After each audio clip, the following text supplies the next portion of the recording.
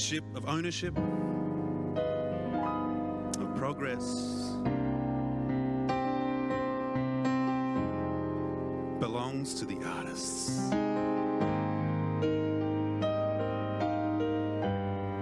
How do I know this? Well, it says so on my website, actually, up the top. It's in bold, and it says so up there as well, so that's twice. Must be true, right?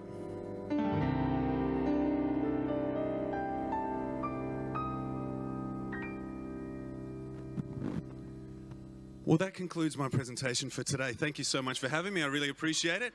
Look forward to seeing you all inject your leadership artistry right across your organisations. Thank you. I've been Mykel Dixon. I'll see you next time.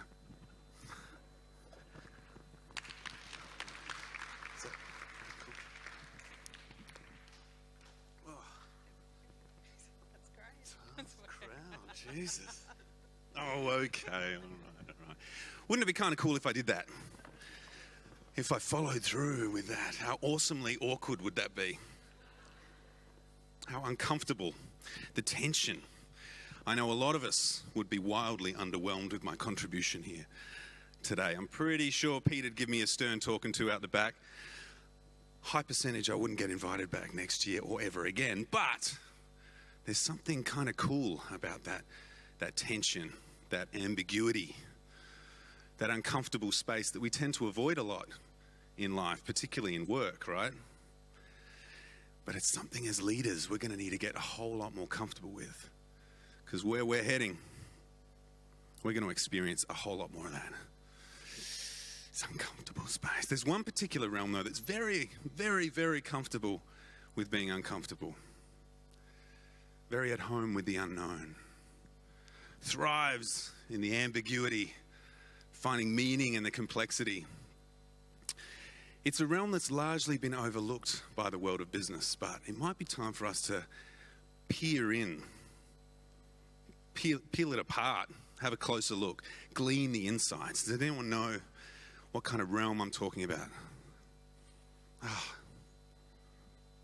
Art. The arts, absolutely. I'm here to talk about the arts. We've hit the end of the conference. It's time for the fluffy stuff. Our heads are full. I do hope, though, by the end of our time together, we'll all agree that the fluffy stuff might carry a little more weight than we realise. I think Lynn might have touched on this earlier today. The World Economic Forum last year placed creativity as the 10th most important skill for business leaders globally, right around the world. More interestingly, though, by 2020, creativity jumps to number 3 on that list. For someone like me, spent their life in the arts entertainment sector, this is like watching your favourite sporting team who's been bringing home the wooden spoon for decades suddenly make the finals. It's a good time. But it totally shouldn't be just a good time for me. This is a good time for everyone. Because finally, at last, it's not just a nice to have. Creativity is not just okay, it's not accepted, allowed to do between 3 and 5 on the weekend with the kids. It is absolutely imperative we, as leaders, step into, own and express the artists we were born to be. I totally just called every one of you an artist. Are you cool with that? Yeah? Some of you might not be cool with that. Potentially 3/4 of the room. A couple of years ago, Adobe did a study called State of Create, and they found that 75% of us feel as though we're not living up to our creative potential. But 80% of us feel as though we're increasingly being asked to be more creative in our role. So there's a clear gap, isn't there, between what we know we need and who we think we are. And this is legit. This is completely natural. It's perfect that we would feel this way. All of us were born into an industrialized world that favored productivity and efficiency over possibility and elegance. Culturally, the last couple of hundred years, we've favored the world of science, logic, and reason as a means for progress, as opposed to art, emotion, and intuition. We just walk into a storm? How's that? It just got moody. Patrick! Patrick!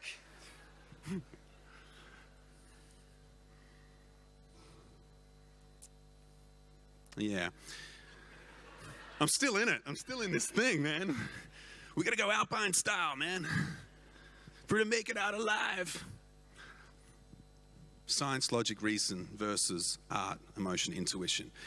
I'm not trying to get into an art versus science war. They are two sides of the same coin.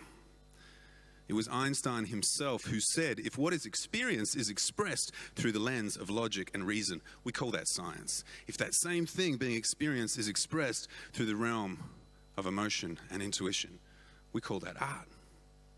Two sides of the same coin. Two people look at the sun, one writes a paper on it, the other one writes a song about it. We need both.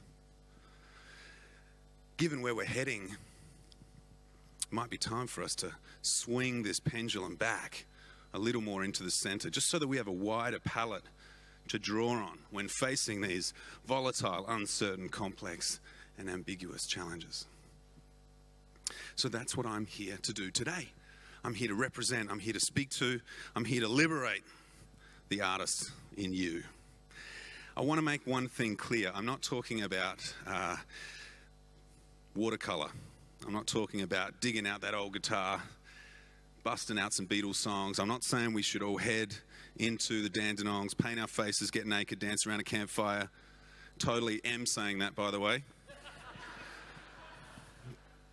You don't have to make art to be an artist. What I'm talking about today is art as an attitude, as a mindset, as an approach, a way to view what you're already dealing with, what you're already working on, your leadership through the lens of art, so that you can not just better lead your organization into this uncertain future, but better ensure your own relevance and value as leaders in an increasingly volatile and highly competitive job market.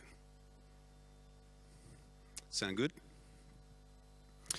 So the first thing we need to do is if we just go, can everyone do that? There was no point to that at all.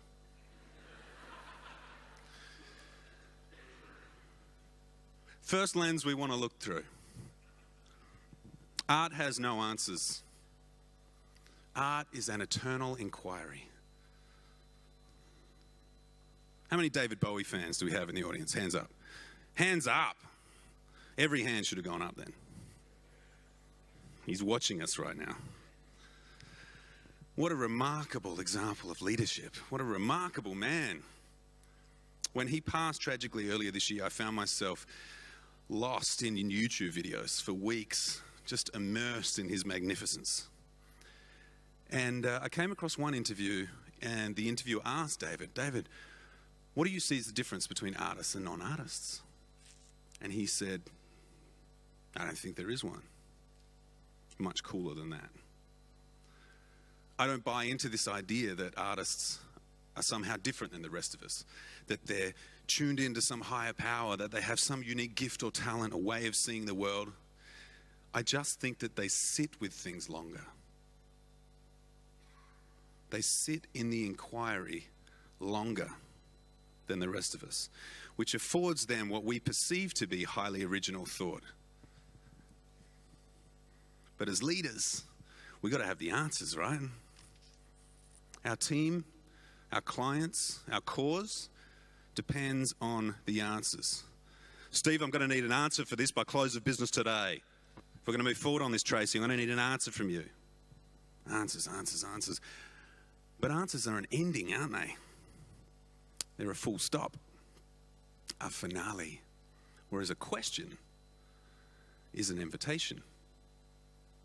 A question is generative, it's contribution-centric. It inspires new thought and invites participation. maybe as we're heading into this unknown territory, to instill more ownership in our people, to drive more meaningful progress, maybe just giving them answers isn't the answer.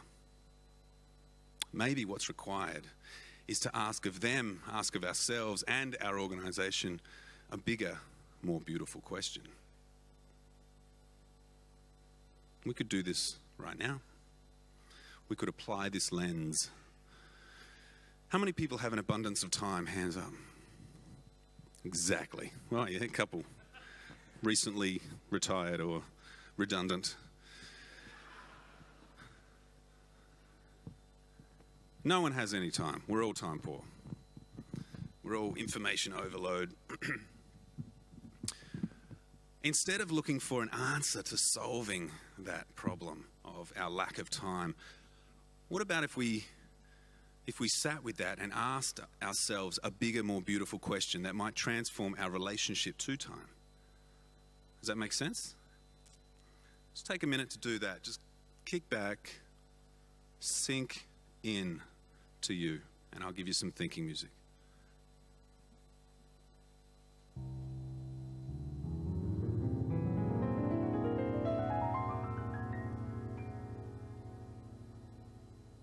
Do you need some more time? Okay.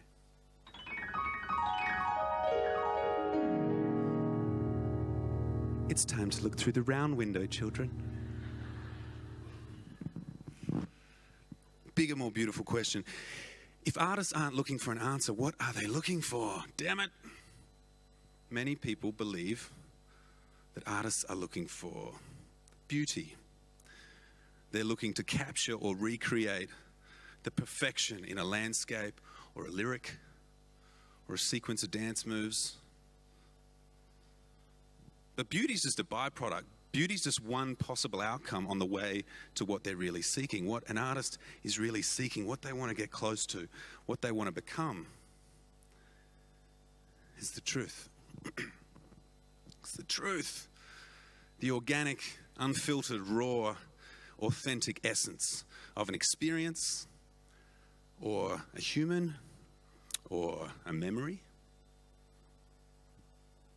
That truth is what speaks to us. It's what calls to us. We've heard a bunch of it here today.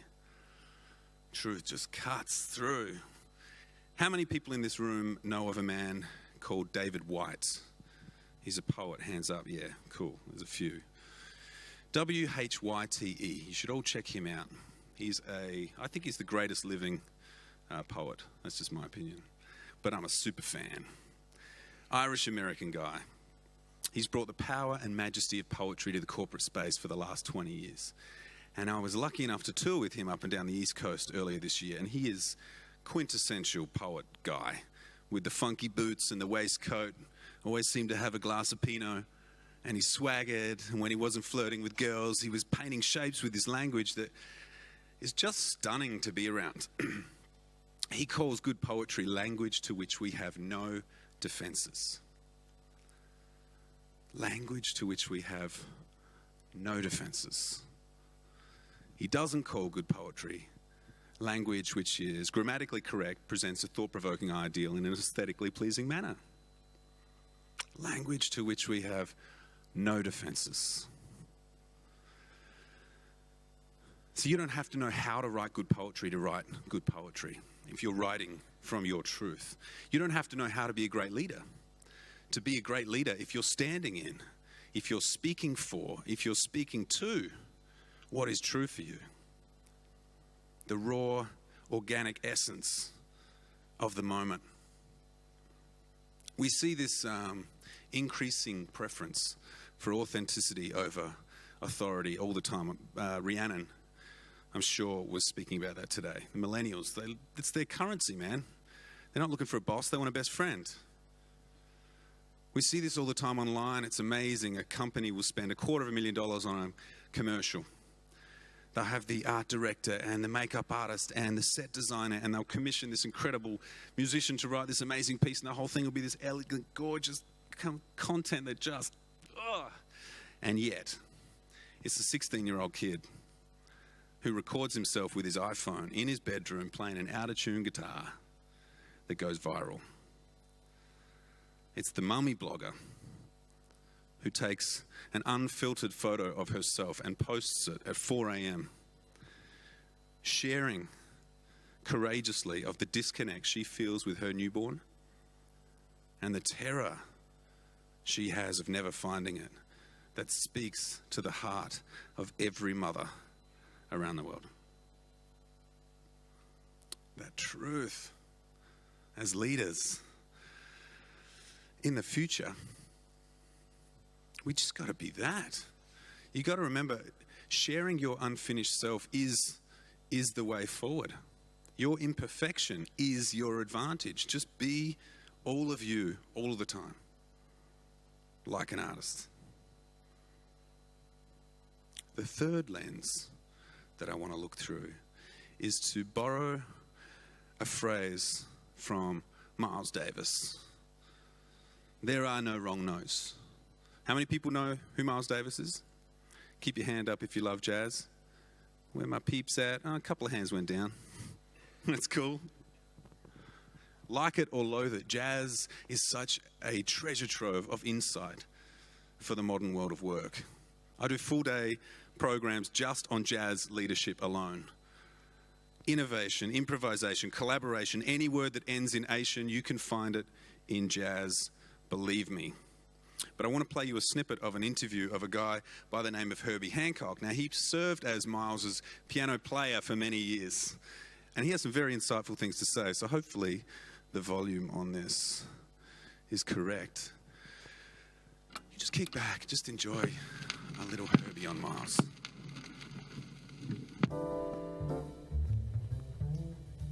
And I remember that we were playing So What?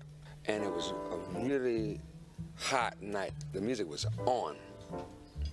Right in the middle of Miles' solo, when he was playing one of his amazing solos, I played the wrong chord. Completely wrong. It sounded like a big mistake. And Miles paused for a second. And then he played some notes that made my chord right. He made it correct. Miles didn't hear it as a mistake. He heard it as something that happened, just an event. And so that was part of the reality of what was happening at that moment. And he dealt with it. Since he didn't hear it as a mistake, he felt it was his responsibility to find something that fit. That taught me a very big lesson about not only music, but about life. Big lesson in that about leadership too, right? Miles didn't see Herbie's mistake as a mistake. He just saw it as something that happened. And as such, could take responsibility for it and turn his mistake into a melody. I want to give you a live example of what I'm talking about. So if we pick a song, this happens all the time in jazz, man. This happened last Thursday night, actually. I did a gig with a bass player, and the bass player I was supposed to be playing with didn't show, calls me on the way to the gig and says, "Oh man, I can't make it, I've got another guy." So I met him on the gig, and you can have an idea for how a song might sound.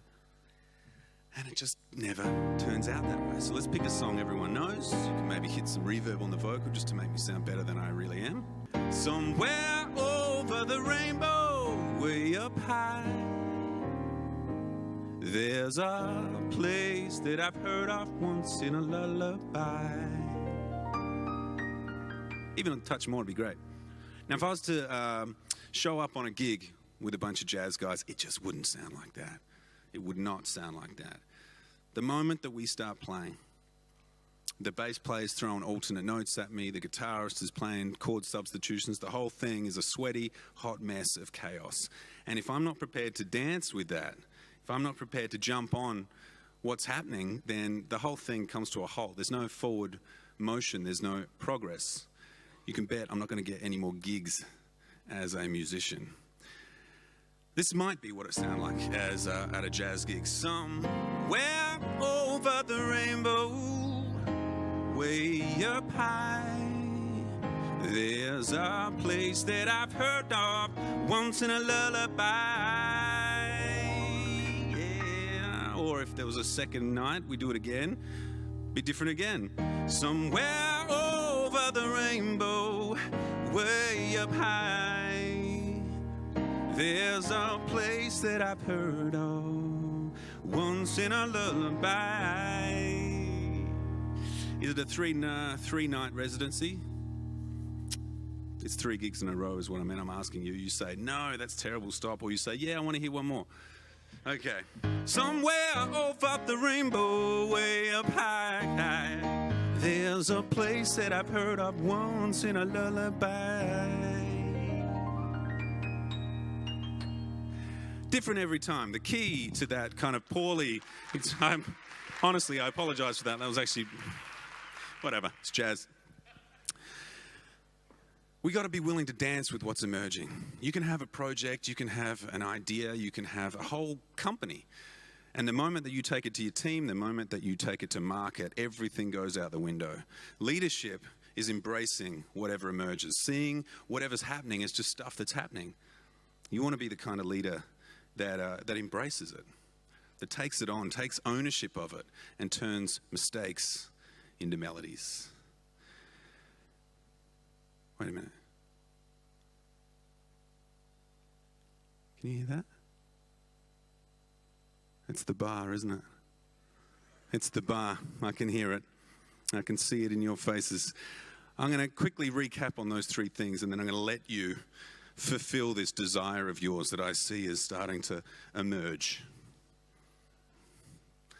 So the first artistic lens that we looked through was art has no answers. As leaders, we have to remain in the eternal inquiry. Now, to do this, you got to make some room for space. You have to sink beneath the surface of a quick or easy solution and continually ask yourself, your people, your whole organization, a bigger, more beautiful question. The second lens we looked through was to seek truth before beauty. Be willing to stand in, to speak for what is true for you in that moment. The raw, organic, authentic essence of who you are. Because in the future of leadership, your imperfection will be your advantage. And the last style of leadership we just touched on was the jazz style of leadership. Miles Davis, there are no wrong notes. We've got to be the kind of leader that is prepared to dance with what's emerging, to roll with whatever our people are throwing at us. To see it as stuff that happened, take responsibility for it, and turn mistakes into melodies. Now, it would be wildly incongruent of me not to finish with some kind of artistic expression. Am I right? Harping on about it. So, normally at the end of something like this, I would be in the room up the back, taking notes of all the other speakers and their day. I'm going to be honest with you, I wasn't here for a large part of today. I was in Traralgon, and my 39-and-a-half-week pregnant wifey, Kate, sitting down there, was driving me. And as we walked in, she was like, I don't know, I'm not feeling, something's different. I'm like, whoa. Just hold that for a minute. 20 minutes. But in the car on the way back, I was watching the Twitter feed of all you guys here today, and I got to see Ali's cartwheel. I got to see everybody having a good time. So I kind of thought I'd put something together based on that and based on what I know of these gorgeous people, these wonderful speakers. Well, don't make no sense anymore. Need a map to find my way home. I need a key, a light so that I can see. Thankfully, I have Lynn Cazelli, yeah, and all of her sense making. Giovanni spoke of living passionately, but she made us promise we can only choose 3, yeah. Representing the generation, the millennial, Rhiannon made it clear. The kid's gonna take the wheel from here, and Darren Hill, he made us feel that there's another shade to own a ship. The being careful means having care for all. Maybe love is the light of leadership, yeah, but Peter Baines told us that we can change the world. Peter Baines, yeah, showed us that we could change the world. Oh, Peter. Patty warned us of the VUCA world outside. If we're to make it through, we better make it Alpine style. And Trisha cut a bunch of holes in our chest, yeah. But inside them she planted seeds of yes, yes, yes, yes. And Allie Hill, so eloquently, she held the space for each and every one of us. But I'm left asking how a man like Darren, for her would ever be enough. Oh, but Peter Baines told us that we could change the world. And Peter Baines, yeah, showed us that we could change the world.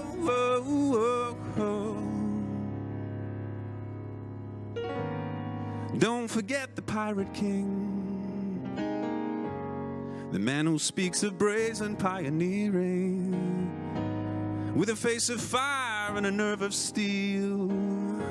He makes the intangible real through science, science, whoa, science. But don't forget to make some art through science, whoa, science. But don't forget to make some art through science and art. We have a start to make our leadership last, yeah. But Peter Baines told us that we could change the world. Sing it, come on, you know the words. And Peter Baines, yeah, showed us that we could change the world. I want to see more from you guys. Peter Baines, you told us that we could change the world. Come on, it's the end of the day, man. And Peter Baines, yeah, showed us that we could change the world. Thank you so much, Peter, for having us. You're a remarkable man to put on all of this stuff, to give so much of yourself and give us the opportunity that we can contribute in some small way to such a magnificent cause. Really, thank you to that. Can we make some serious noise for Peter Baines, everybody? Come on. More than that! More than that!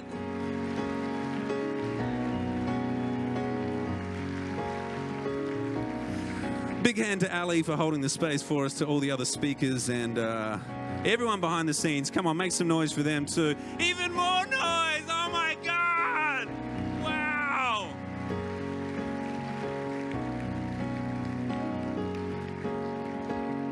Now really, the most noise you got to make is for you guys for coming out. You took a day off work, you spent your hard-earned money, not just to support this cause in Thailand, but to support your people, to better yourselves, to learn how to be all that you can be. So make some stupid noise for you guys. Come on, do it.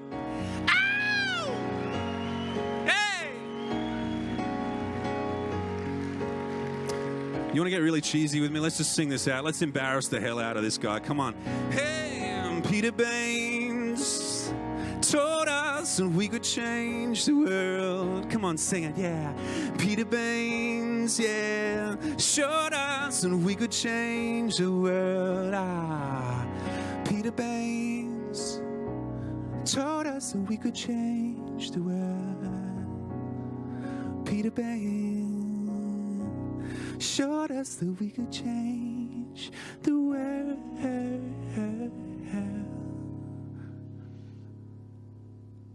Let's hit the bar, guys. Come on.